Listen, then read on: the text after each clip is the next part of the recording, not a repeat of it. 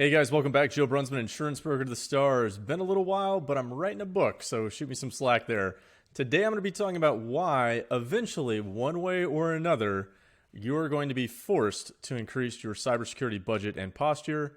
So let's jump into it. Before we do, this is my latest book, Damage Control, Cyber Insurance and Compliance. That is where you can download it for free. All right, now first, a little bit of insurance background here. So you can see this is from ZDNet. Ransomware attacks driving cyber insurance rates up 40%. Next, cyber insurance skyrockets as ransomware costs continue to rise. Cybersecurity trends.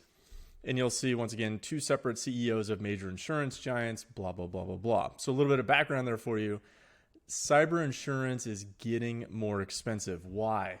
Because the cyber insurance industry is getting rocked with losses, right? Insurance companies, I'm not going to say they're evil, but they're not in the business of losing money.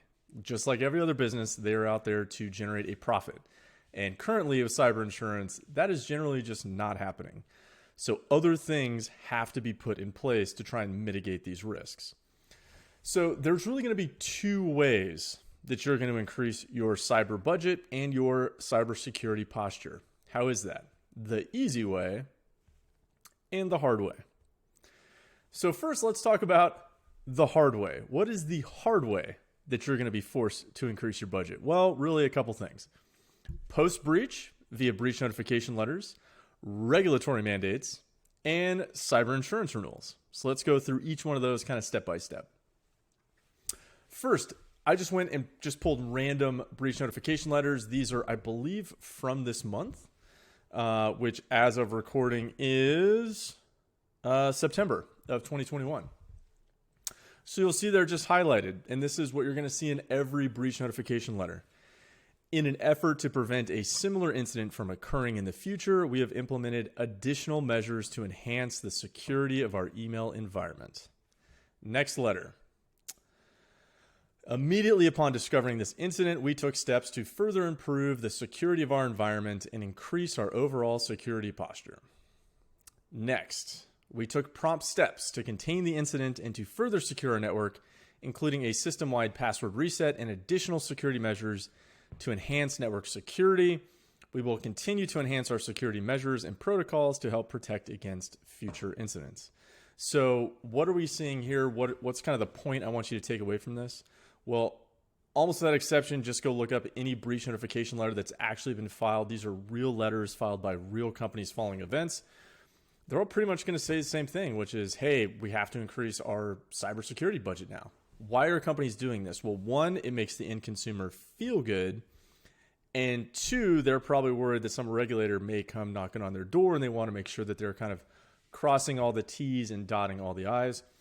Also, I would say a lot of these companies unfortunately have realized, hey, this legitimately is a risk. I touched the fire is hot, now I'm going to take it seriously.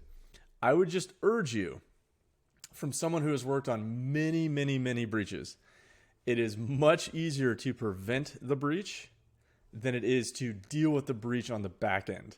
The whole process of dealing with a data breach, a cyber event, a ransomware event, a social engineering loss, it is way more stressful and time consuming than you would ever know until, well, knock on wood, you never have to do this, but if you have to go through that event, it's way more painful than you think. It's not, hey, I got hit with ransomware. I notified my insurance company.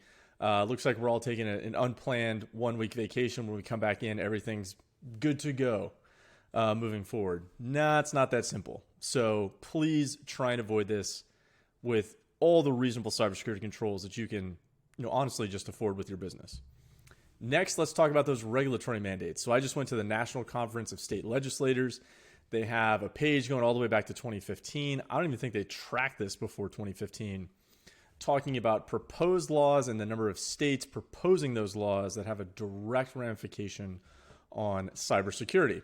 And you'll see kind of a steady trend here. It looks like it's trending upwards, that more and more states are getting into this, mandating specific cybersecurity controls, policies, and procedures, having additional laws dealing with cybersecurity proper, as well as just the number of laws is really going through the roof. So you'll see there the vertical axis on the left, that's the number of proposed laws. The vertical axis on the right is the number of states that are proposing those laws.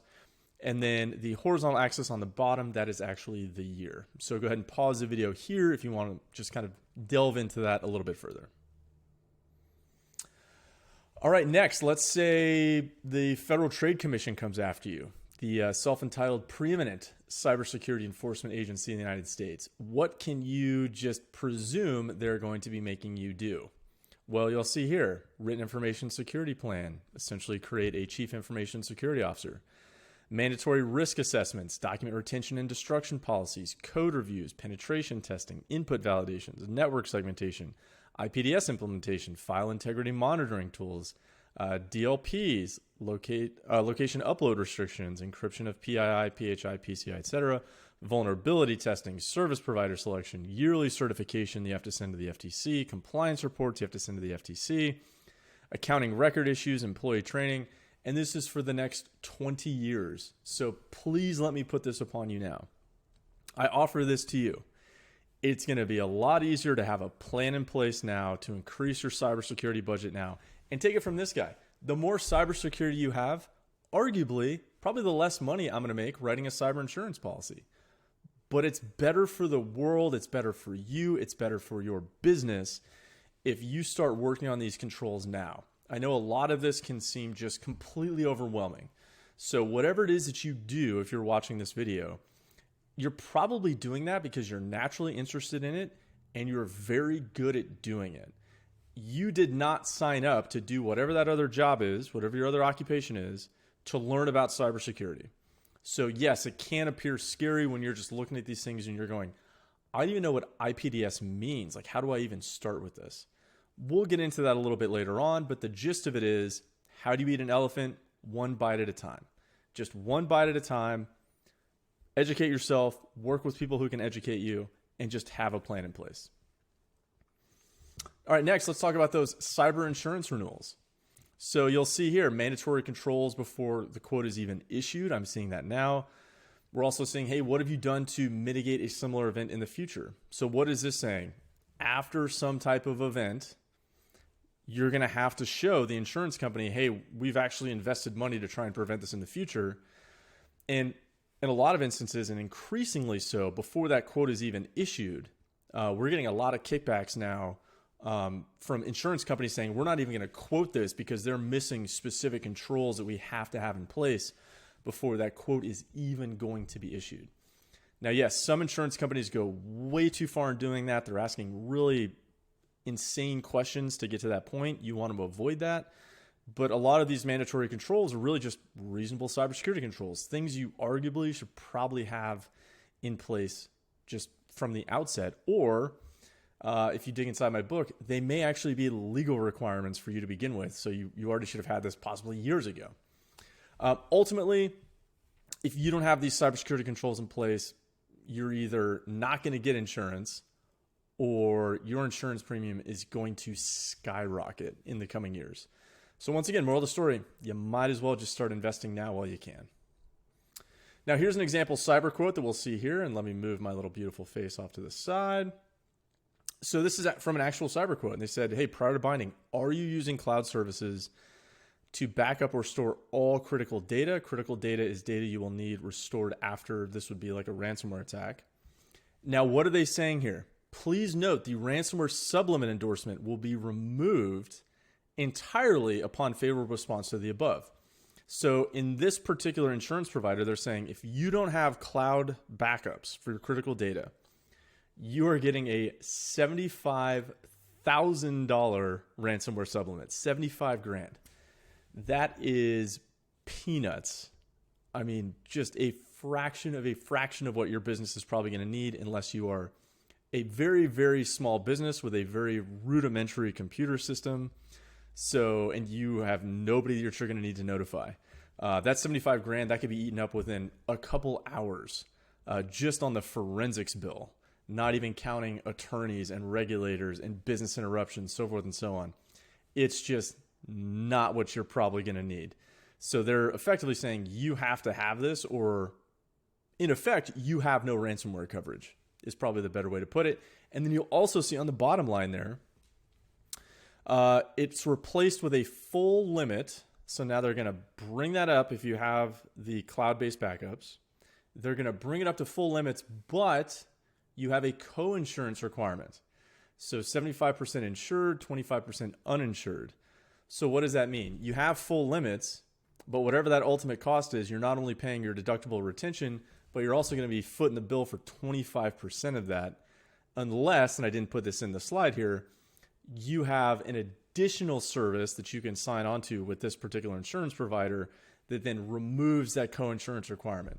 So what you can see here is just in a monetary sense, right? Even if you ignored everything I said previously, they're putting a whole lot more risk back onto your business if you just don't have basic cybersecurity controls in place. Next, you're going to see here, and I'll move my beautiful face again. This is another cyber insurance quote from the same company. It was just the two that were sitting on my desk at the moment. And you'll see here, please detail what additional controls, policies, and procedures have been implemented to avoid a similar event from occurring in the future. So this was an organization where they actually had a cyber event previously that cost the insurance company quite a bit of money. And because of that, this insurance company is saying, hey, subject to us actually binding this, you have to convince us that you have appropriate controls now in place, or we're just going to revoke that quote and we're not even going to give you insurance. So suffice to say, they're getting a lot more serious with that.